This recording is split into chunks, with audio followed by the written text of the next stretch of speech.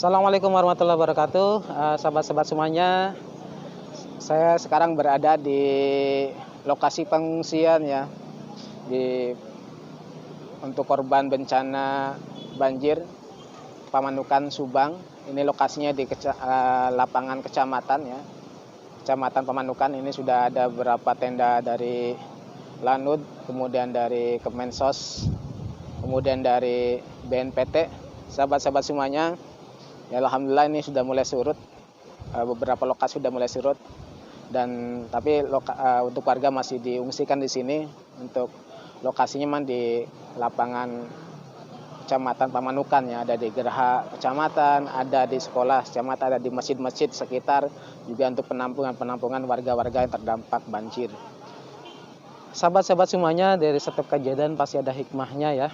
Jadi alhamdulillah, yuk kita sama-sama doakan, saling mendoakan, dan juga kita doakan untuk warga-warga yang kena dampak musibah dimanapun berada ya. Jadi memang akhir-akhir ini negara kita tercinta sedang diberikan musibah beberapa daerah-daerah seperti banjir, gempa bumi, longsor ya, dan yang lainnya.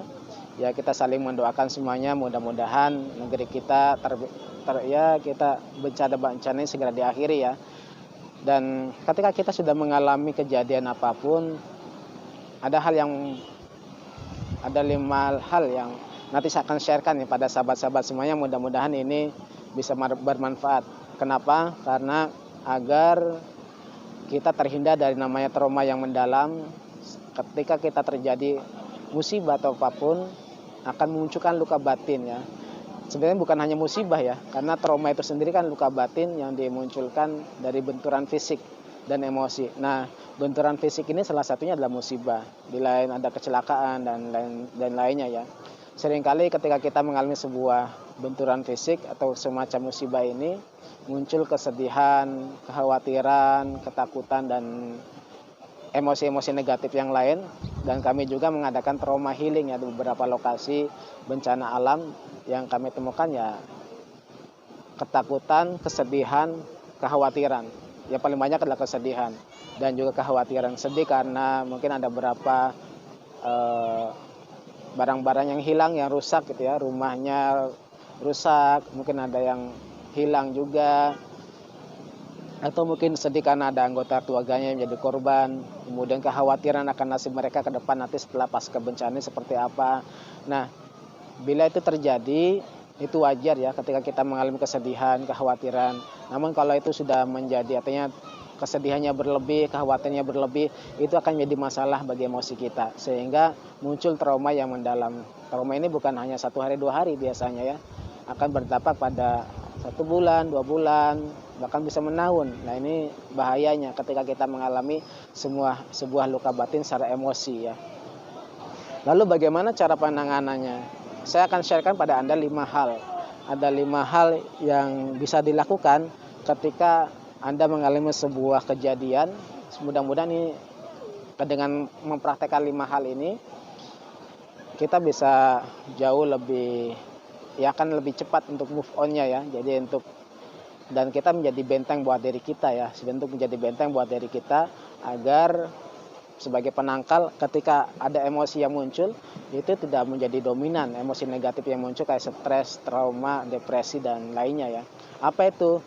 Yang pertama adalah yuk perbanyak zikir ya, perbanyak ingat Allah. Apapun, dalam kondisi apapun kita mengingat Allah, perbanyak kita mengingat Allah, karena dengan mengingat Allah itu hati kita akan diberikan ketenangan. Ala bi dzikrillahi tatmainnul qulub ya. Maka dengan mengingat Allah, hati kita akan menjadi tenang. Mudah-mudahan kalau kita ingat sama Allah dalam kondisi, apalagi dalam kondisi misalkan yang terkena dampak musibah, kecelakaan, musibah, bencana apapun, atau dalam kondisi apapun, insya Allah hati kita jauh lebih damai, lebih tenang, dan ya menjadi fondasi diri kita ya, agar tidak terpengaruh dengan pihak luar. Maka ya kita mengajak siapapun, sahabat-sahabat semuanya, ya tetap kita perbanyak ingat Allah. Itu yang pertama. Yang kedua, ikhlas menerima. Ya menerima ini adalah sudah ketentuan Allah, maka kita sebagai hambanya ya menerima. Seringkali kita tidak menerima, seringkali gangguan jiwa itu sumbernya adalah karena kita tidak menerima, karena kita menolak kenyataan dan kita akhirnya mengeluh, menolak, sehingga bukannya jauh lebih damai juga ketika kita menolak itu masalah yang sama, penderitaannya semakin membesar gitu ya. Tapi kalau kita menerima, ikhlas menerima, itu penderitaan akan berkurang. Masalahnya sama, tidak akan hilang, tapi penderitaan yang kita rasakan akan jauh lebih berkurang, bahkan yang muncul adalah kedamaian hati dan ketenangan hati. Maka dalam proses teknik SEP, saya menggunakan trauma healing dan menggunakan SEP, proses sun'inya ya kita ajak dengan ya Allah, saya ikhlas, saya pasrah, dan saya ikhlas menerima kondisi ini, saya ikhlas menerima masalah saya ikhlas menerima apapun yang sudah terjadi dalam kehidupan saya. Jadi ikhlas menerima, jadi ridho. Jadi yuk kita, bagi siapapun yang sedang punya masalah apapun, ya yuk sama-sama kita ikhlas menerima. Bagaimana caranya? Anda tinggal ucapkan saja, maka terus mengucapkan, karena kita tidak pernah tahu kapan benar-benar ikhlas gitu. Ya Allah, saya ikhlas menerima kondisi ini ya Allah. Ya Allah, saya ikhlas menerima kondisi ini. Ya Allah, saya ikhlas menerima kondisi ini ya Allah. Nah, ini berkaitan dengan nomor 3. Nomor 3, langkah yang ketiga itu adalah pasrah ya. Jadi kita memasrahkan masa depan kita sama Allah. Ya Allah, saya ikhlas, saya pasrah. Nah, ini satu paketnya. Karena dalam proses terapi SEP pun prosesnya satu paket ya. Doanya ya Allah, saya kasih doanya, ya Allah, walaupun saya punya masalah ini, saya ikhlas menerima dan saya pasrahkan. Nah, pasrahkan apa yang dipasrahkan? Yang dipasrahkan adalah kedamaian hati ya. Yang dipasrahkan adalah ketenangan hati. Kalau Anda punya masalah fisik, kita pasrahkan kesembuhannya sama Allah. Kalau kita masalah emosi, kita pasrahkan kedamaian hati sama Allah. Ya Allah, saya terima masalah saya dan saya pasrahkan kedamaian hati saya kepadamu. Saya ikhlas, saya pasrah, saya ikhlas, saya pasrah. Contoh misalkan Anda punya masalah kekhawatiran. Saya kasih doanya ya. Ya Allah, walaupun saya khawatir akan nasib saya terima rasa khawatir saya dan saya pasrahkan kedamaian hati saya kepadamu. Saya ikhlas, saya pasrah. Jadi pertama, sebutkan masalahnya lalu diterima. Ya Allah, saya ikhlas menerima. Yang kedua, pasrahkan. Jadi ya Allah, walaupun saya punya masalah ini, saya ikhlas menerimanya. Saya sedih karena kehilangan rumah saya, barang-barang saya, kehilangan saudara saya atau lain sebagainya. Yang Anda sedihkan apa? Saya terima ya Allah dan saya pasrahkan kedamaian hati saya kepadamu. Saya ikhlas, saya pasrah. Jadi saya pasrahkan kedamaian hati saya kepadamu. Jadi memasrahkan sama Allah, kita minta ya Allah tetap diberikan kedamaian hati, kebahagiaan, ketenangan hati. Karena kalau kita sudah bahagia, damai, tenang, insya Allah solusi akan datang ya. Dibandingkan kalau kita terus berada dalam kondisi ketakutan, kemarahan, kesedihan, kekhawatiran, maka justru yang ada adalah membuat hati ini ya secara hati tidak tenang ya. Dan secara fisik biasanya agak males dan tidak mau bergerak kemana-mana. Maka yuk kita ikhlas, pasrah. Maka dalam proses terapi SEP kami biasa menggunakan terapi SEP dalam proses tune in itu ketika merasakan masalahnya. Nah, sambil kita fokus hati kita sama Allah, sambil mengucapkan ya Allah, saya ikhlas, saya pasrah. Saya ikhlas, saya pasrah, saya ikhlas, saya pasrah. Kenapa terus diucapkan? Karena kita agar merespon tubuh kita, otak kita. Jadi nanti akan otomatis ketika ada punya masalah, akan otomatis ikhlas pasrah. Ya, akan otomatis ikhlas pasrah. Ini sudah mulai ini ya. Senja ya. Nah, sahabat semuanya. Kemudian ikhlas menerima ya, ikhlas menerima, kemudian ikhlas menerima dan pasrahkan ya. Yang keempat yaitu dengan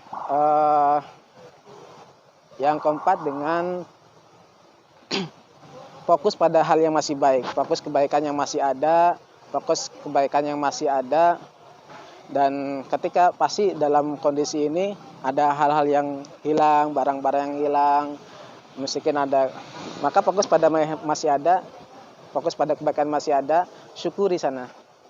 Nah, kalau kita fokus pada kebaikan, lalu kita mensyukurinya, insya Allah kita hanya diliputi dengan rasa syukur ya.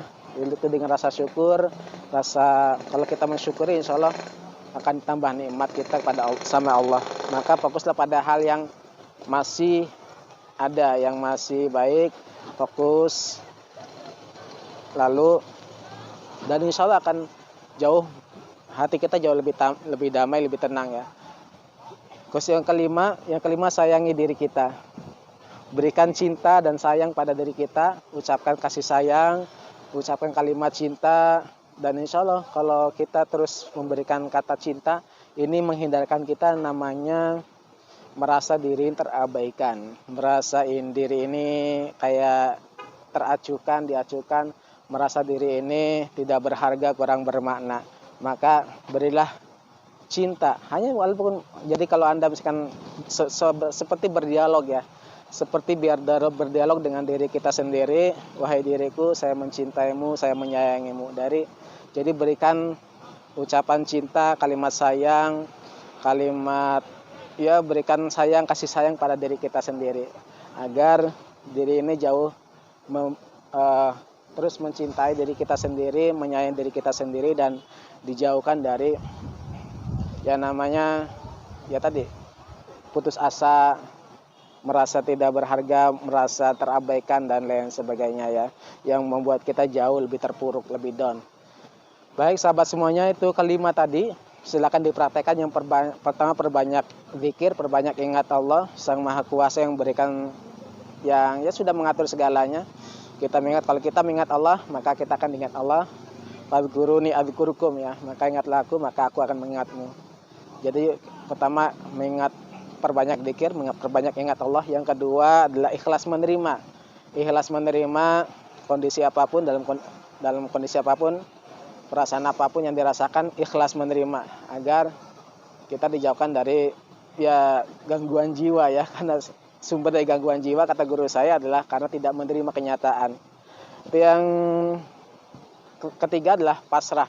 Jadi pasrahkan apapun yang terjadi ke depan, kita pasrahkan sama Allah. Ya Allah, saya ikhlas, saya pasrah, saya ikhlas, saya pasrah. Saya sudah kasih tadi pola doanya. Ketika Anda punya masalah emosi atau masalah fisik, pola doanya, ya Allah, saya punya masalah ini, saya ikhlas menerima dan saya pasrahkan kesembuhan fisik saya, kesembuhan emosi saya ikhlas, saya pasrah. Insya Allah udah banyak mengurangi penderitaan yang dirasakan. Kemudian yang keempat, fokus pada hal yang masih baik, fokus pada yang ada, yang masih ada, syukuri ya. Yang masih ada kita fokuskan, syukuri. Yang masih baik kita fokuskan, ke syukuri. Jadi insya Allah kita akan melihat peluang-peluang bahwa banyak hal-hal yang masih baik yang Allah berikan pada kita ya. Yang kelima adalah sayangi diri kita, cintai diri kita, berikan sayang, berikan kasih sayang, berikan kalimat cinta dan kasih pada diri kita, sehingga kita akan jauh lebih mencintai kita. Dengan walaupun terjangan badai dari luar menghampiri kita, maka tetap menjadi benteng bagi kita akan tetap memberikan cinta dan kasih sayang pada diri kita. Mudah-mudahan kelima hal ini bisa bermanfaat bagi sahabat-sahabat semua yang mungkin mengalami sebuah kejadian benturan secara emosi, baik karena faktor kecelakaan, musibah, ataupun faktor benturan secara hubungan dengan orang lain yang biasanya bermasalah secara emosi. Mudah-mudahan ini menjadi benteng bagi kita untuk agar tidak terpengaruh dengan kondisi dari luar ya. Mudah-mudahan bermanfaat, silakan dipraktekkan. Saya doakan mudah-mudahan sehat, bahagia, selalu senantiasa diberikan keberlimpahan yang melimpah ruah. Mudah-mudahan bermanfaat, silakan dipraktekkan. Terima kasih. Assalamualaikum warahmatullahi wabarakatuh.